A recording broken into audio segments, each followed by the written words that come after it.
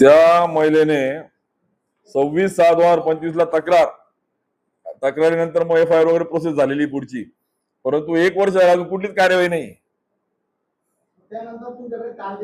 काल हातामध्ये आलंय पत्र आणि ते वाचताना तुम्हाला सांगतो, आता सन्माननीय आमदार मंगेश दादांना देखील मी आवाहन करणार आहे की आम्ही पण छत्रपतींचे मावळे आहोत, आम्हाला पण संस्कार आहेत. आम्ही अधिकाऱ्यांकडनं राजकारण करणारे आम्ही त्या ठिकाणी शंड नाही आहोत. आम्ही गुंडांचा बंदोबस्त करणारे आहोत. आणि मग ज्या वेळेस हे वाचत होतो ना, त्यावेळेस माझ्या तोंडून एक शिवी आली. ती नको होती, खरं मला खेद होतोय, पण ती मी काही जाणून बुजून दिलेली नाही. ते वाचत असताना संताप होता आणि त्या संतापात दिलेली शिवी, मला असं वाटतं की तुम्ही मंगेश दादा चाळीसगावला तुम्हाला नुसतं कळलं की या कॅफेत चुकीचे काम होतं, तुम्ही कॅफेची तोडफोड केली. तुम्ही तर मिक्सर फ्रीज आणि त्याच्यावर संताप करून तोडले फोडले. तुमचा संताप झाला ना, व्हायलाच पाहिजे, झाला तुमचा, बरोबर झाला संताप. पण त्या ठिकाणी काय चालू होतं नाही होतं, कोणाची तक्रार तर नव्हती तिथे, तरी तुम्ही तो स्टंट केला. पण माझी तुम्हाला विनंती, इथे तर सत्य आहे.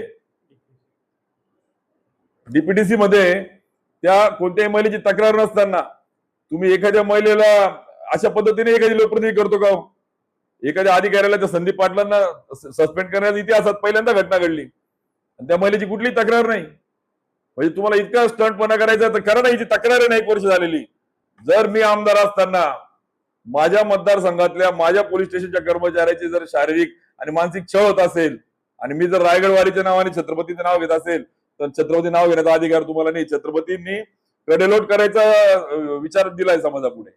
छत्रपतींनी तर चौरंग करून कसे कसे शासन केले आपल्या पुढे दाखले की परस्त्रीला माते समान कशा पद्धतीने वागणूक दिली पाहिजे. आणि तुम्ही वा रे वा छत्रपतींचे मावळे.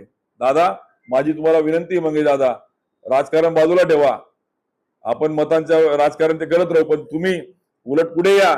आम्हाला आमच्याकडे आलं ते आम्हाला नको, तुमच्याकडे यायला पाहिजे होतं, तुमच्याकडे आलं नाही. दुर्दैवाने ते तुमच्याकडनं त्यांना न्याय मिळत का नाही मला माहित नाही, पण तुम्ही हातात घ्या, तुम्ही पुढे या. उलट आपण मिळून करू, किंवा तुम्हाला नाही सोबत मी लागणार तर तुम्ही करा, पण द्या न्याय त्या महिलेला, द्या त्या अधिकाऱ्याला चपराक, द्या त्या प्रवृत्तीला चपराक.